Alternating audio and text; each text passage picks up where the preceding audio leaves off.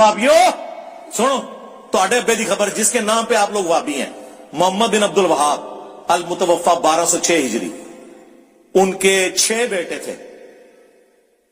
بیٹوں کے نام سنیں: علی، حسین، حسن. اے نام وابی رکھتے ہیں؟ عرب ملکوں میں آپ کے پاسپورٹ پہ محمد علی حسن حسین لکھا ہو نا، آپ کو سائڈ پہ کر لیتے ہیں. اور وابیوں کے ابا جان نے اپنے بیٹوں کے نام یہ رکھے ہوئے تھے. تسی کہڑے وابی ہو؟ یہ وابی وہ ہیں جو اینٹی شیعہ ہیں، سعودیہ کی فنڈنگ کے ساتھ اینٹی ایران ہے. یہ قرآن و سنت والے نہیں ہیں وابی. یہ وابیوں کے امام جن کے نام پہ وابی فرقہ بنا ہوا ہے، ان کا بیٹا ہے عبداللہ. اس نے کتاب لکھی سیرت الرسول، جو وہابی مفت تقسیم کرتے ہیں. پی ڈی ایف رکھا ہوا ہے، ہم نے بھی اپنی ویب سائٹ پہ رکھا ہوا ہے، سیرت الرسول. اور یہ وہ کتاب ہے کہ الرحیق المختوم، جسے سعودیہ کا سب سے بڑا شاہ فیصل ایوارڈ جس کتاب کو سیرت کی ملا تھا نا، صفی الرحمان مبارک پوری رحمہ اللہ، کچھ عرصہ پہلے ہی فوت ہوئے ہیں، چند سال پہلے. اس کتاب میں اس کتاب کے حوالے ہیں. اس سے اندازہ لگائیں یہ کتنی بڑی کتاب ہے. اس میں آپ یہ ذرا سنیں کہ وہ کیا لکھتے ہیں.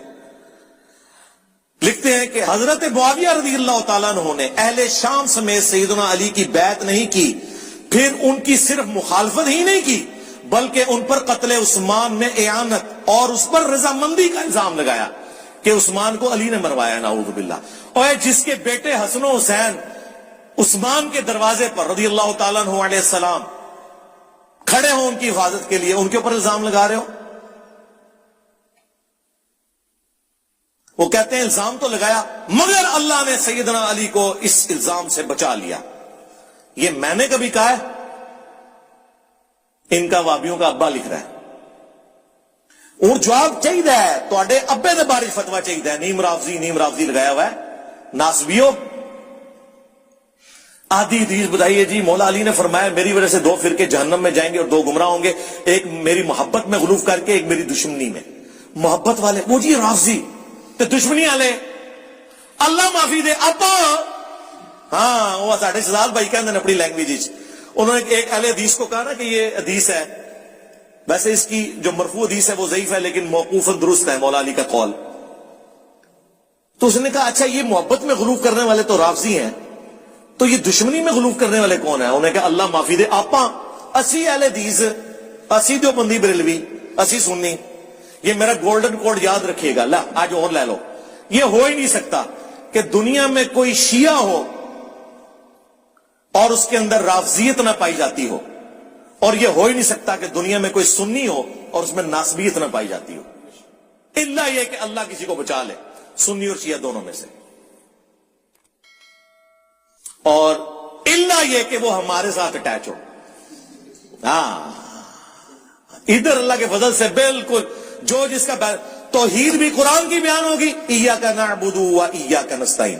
کوئی بابا نہیں، کوئی بزرگ نہیں، صرف اللہ مشکل کشا. اور اہل البیت کا بھی دفاع ہوگا. الحمدللہ غدیر خم پہ یہ پلیٹ فارم کھڑا ہے. پھر وہ آگے جا کے لکھتے ہیں وابیوں کے امام کہ سیدنا عمار کی شہادت کے بعد حضرت عمر بن عاص نے بھی لڑائی ترک کر دی اور بہت سے لوگوں نے ان کی پیروی کی. حضرت معاویہ نے ان سے پوچھا تم نے لڑائی کیوں چھوڑ دی؟ انہوں نے کہا ہم نے عمار کو قتل کر دیا اور میں نے خود رسول اللہ سے سنا تھا کہ عمار کو باغی جماعت قتل کرے گی، لہٰذا ہم تو باغی ہوئے. معاویہ بولے خاموش رہو، تم اونٹ کی طرح اپنے ہی پیشاب میں پھسل رہے ہو. ہاں یہ باتیں کرو گے تو میرے فوجی مجھے چھوڑ جائیں گے، میں نے تو اپنے فوجیوں کو کوئی اور ہی کہانی کروائی ہوئی ہے. اللہ اکبر. پھر اگلی بات وہ کہتے ہیں بچنے کے لیے کیا ہم نے ان کو قتل کیا؟ ان کو تو علی اور ان کے ساتھیوں نے قتل کیا جنہوں نے لا کر ہمارے نیزوں کے درمیان پھینک دیا.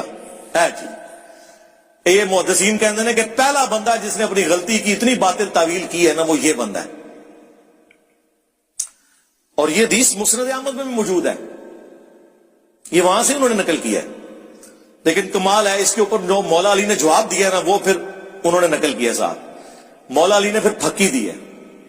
جب مولا علی کو خبر پہنچی نا کہ عمار جو میری طرف سے شہید ہوا ہے وہ میرے کھاتے میں ڈال دیا انہوں نے کہ جی میں ساتھ لایا ہوں اس لیے مخالفین نے شہید کیا ہے، تو مولا علی نے اس کے جواب میں کہا کہ اس کا مطلب یہ ہے کہ معاویہ یہ کہنا چاہ رہا ہے کہ حمزہ کا قاتل رسول اللہ ہے کہ نہ عہد میں لے کے آتے نہ کافروں کے ہاتھوں حمزہ قتل ہوتا.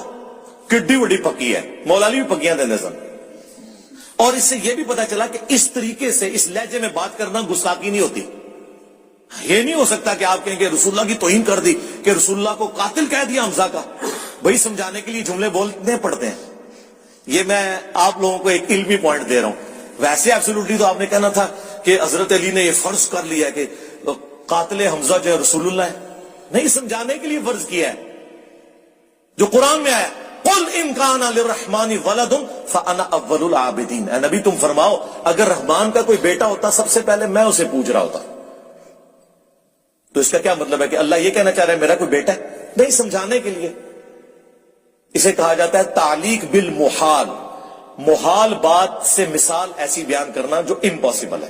جیسا وہ امپاسبل ہے اس طرح یہ بھی امپاسبل ہے. تو مولا علی کی یہ جو پھکی ہے نا، پھر انہوں نے نقل کی، کیا زبردست پھکی ہے. یہ محمد الوہاب صاحب ہے، یہ بابی پتہ نہیں کس کی اولاد ہے. پھر وہ آگے اینڈ پہ وہ لکھتے ہیں جس سے ان کو تکلیف ہوگی. بنو امیہ سیدنا علی کی تنقیص اور ان کے بارے میں نازیبا الفاظ استعمال کرتے رہے. ہاں، مگر اس عمل سے علماء کے دل میں علی کی محبت بڑھی اور قدر و منزلت میں اضافہ ہی ہوا. عمر بن عبداللہ بن زبیر کہتے ہیں کہ بنو امیہ 60 سال تک ممبروں پر انہیں گالیاں دیتے رہے مولا علی کو، مگر ان کا کچھ نہ بگاڑ سکے بلکہ ان کی شان پہلے سے بلند ہو گئی. صلوات بر محمد وآل محمد. اللہم صلی علی محمد وعلی آل محمد. صلو علی محمد وآل محمد. اللہم صلی علی محمد وعلی آل محمد.